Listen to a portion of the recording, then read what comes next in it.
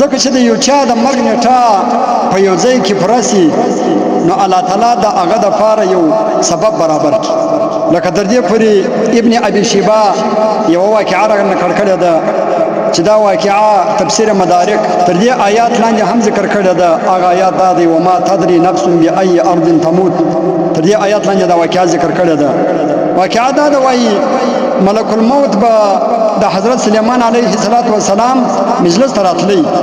خیر یوه ورځ بیا د ملک الموت د حضرت سلیمان علیه السلام و مجلس ته راغی. نو د حضرت سلیمان علیه السلام سره یو سړی د هلته ناست په شام کې او خبرې سره کولې، مجلس یې سره کوي. خو دلته ملک الموت و دغه سړي ته ډېر په ناشنا او په ډېر حیرانتیا انداز سره ورته کتل. د دغه سړي ډېر سخت سوچ پکې بند شو. نو کله چې ملک الموت د مجلس څخه ولاړ شو لاړی نو دا سړي فوراً حضرت سلیمان علیه السلام ته وویل، هغه یې پوښتنه وکړل یا نبی الله من هذا الداخل عليك آنفا، چې ای د الله رسوله ای سلیمان علیه السلام دا و چې تا ته کوم سړی راغی و دې بیټک ته و دې مجلس ته او بیرته ولاړ شو ووتی دا څوک و؟ نو حضرت سلیمان علیه السلام ورته وویل چې دا سړی خو ملک الموت و، دا د راځي زما مجلس ته کېږي دلې کښېني. نو دا سړي حضرت سلیمان علیه السلام ته وویل چې ته خو ما ته په یو ډېر ناشنا انداز سره کتل او ډېر بد یې راته کتل او په ډېر تعجب کې راته کتل.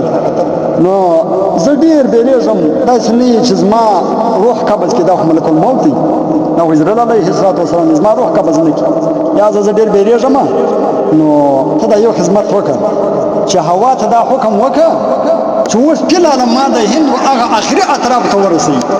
د هوا خو بیا سلیمان علیه السلام ته مسخره وه.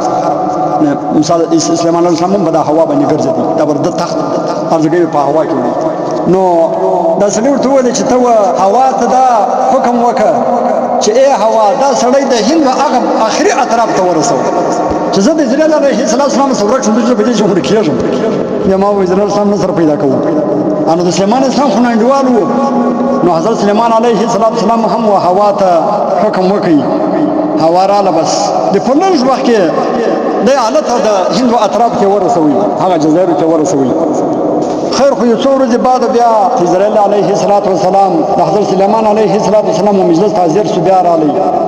نو سلیمان علیه السلام پوښتنه جوړ کړل وجدت عندي مذ ايام رجلا فنظرت اليه نظرا منكرا، چې ای ملک الموت ای اسرائیل علیه السلام یو څو ورځې مخکې که ستا په یاد یې چې د ما سره یو سړی دلته ناست و، ته هغه سړي ته په ډېر ناشنا او په ډېر حیرانتیا انداز سره کتل او په ډېر تعجب سره ورته کتل. ولې دې په تعجب سره ورته کتل؟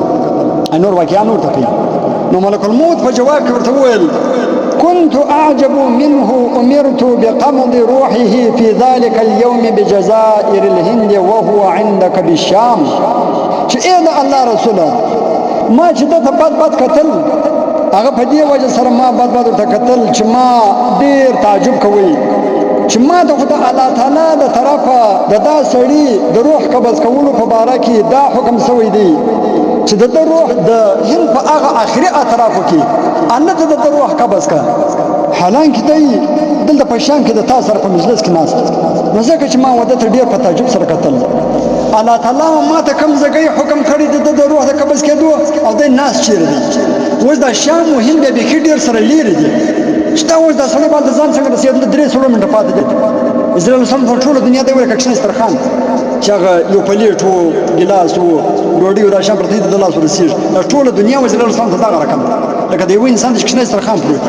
اسرائیل اسلام زه ډېر اریان شوم په دې بد ورته کتل.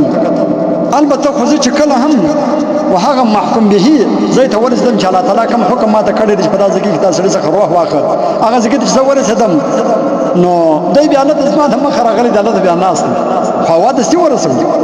د اسرائیل اسلام د مخې بیا رسولي دی بیا دورې ناست و.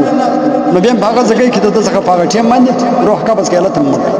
دا تر دې پورې چې په کوم ځای کې د چا د مرګ نیټه پوره وي نو هلته به تا ضرور رسوي، تا ته به کار در پېښ یا به تا به سوچ فکر در بدلوي، هغه ځای به ته ځې هلته به مرې. چې کوم ځای الله تعالی ټاکلی دا د مرګ کوم وخت یې ټاکلی، کوم سبب یې ټاکلی او کوم ځای ستا د دفن کېدو دپاره ټاکلی، دا ټول چې دا سره کېږي.